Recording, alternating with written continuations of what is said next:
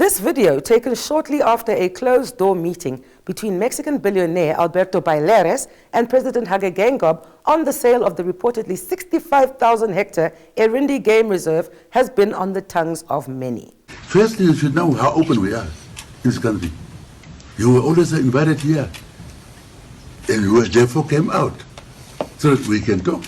He doesn't want to talk, that's his business. But I said we'll come out because I have a duty to talk to you, which I've done. Maybe, can you explain maybe why was the briefing done behind closed doors? None of your business. Political analyst Vitalio Angula's radio interview on the sale of the Erindi Game Reserve has gone viral on social media. And I asked him to share his views on the sale of the 65,000-hectare game reserve that is Erindi to Mexican billionaire Alberto Bailleres. Where I'm disappointed with the president was in his mannerisms and the responses he gave to journalists when he said it's none of their business. When they asked him a question regarding the sale transaction, yes, we know Erindi has been on the market, and we know that the government valuators have valued that farm at 280 million. But these Gebhardt brothers were selling it at 2 billion. So it raises questions with regards to taxes. When they were, if the value of the land is 2 billion, were they paying the amount of tax on that 2 billion? Because the way land is taxed on the value of the land. So it becomes a question of the Ministry of Lands and the question of the Ministry of Finance as key players in this whole drama surrounding the Erindi. Since I've been getting a lot of phone calls regarding Erindi, I've been doing my own research. And what came about is that in order for the Gebhardt brothers to be able to sell the land, they needed a deed of transfer that shows that they are in good standing with the Ministry of Finance.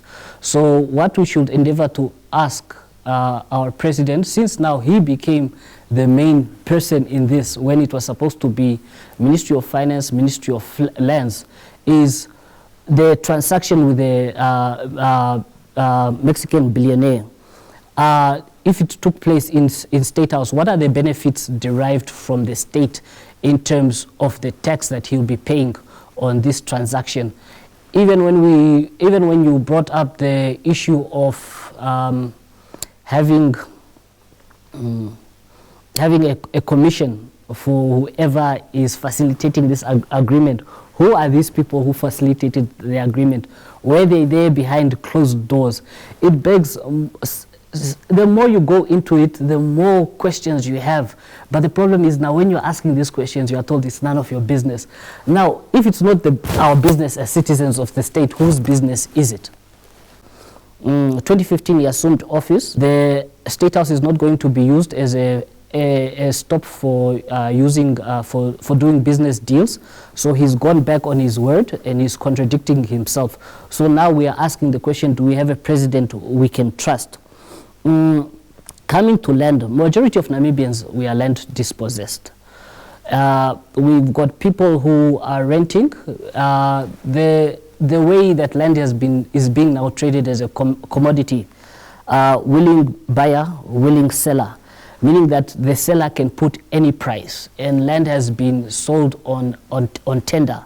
Now you've shut out the majority of the people from acquiring land because now it's on a demand basis. Plots of land in Olympia opposite UNAM, they were going like for 1 million. Now where are you going to get that 1 million? And it seems like our president is now heading a government for the rich. It's not a government for the masses. So my question is always, how are the masses going to respond to this?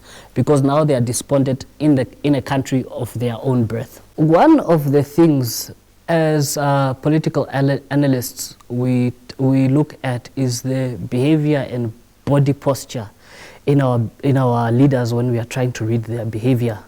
And one thing that shocked us was how the president became very agitated when he was defending this Mexican billionaire. When he held his hands in his pockets and he told this guy, it's none of your business. We need a president who is able to protect the poor like that. The way he protected that man, it was like, no, these ones you don't touch. Investors you don't touch. if he could protect the majority of citizens who voted him into power like that, then we'll say, yes, we've got the right leader. Otherwise, when the election comes, we are going to ask that that Mexican billionaire be the one to vote for him, and we rather vote for those who will defend the interests of and the insecurities of the poor, because that is what we need. We have too many despondent people in Namibia who also have to have the right to opportunity, access, and equal opportunity. He was a bit confused. I think he was a bit ambushed, but I think probably after that, he saw that, no, in Hage he's got a good ally. Hage will take care of his interests.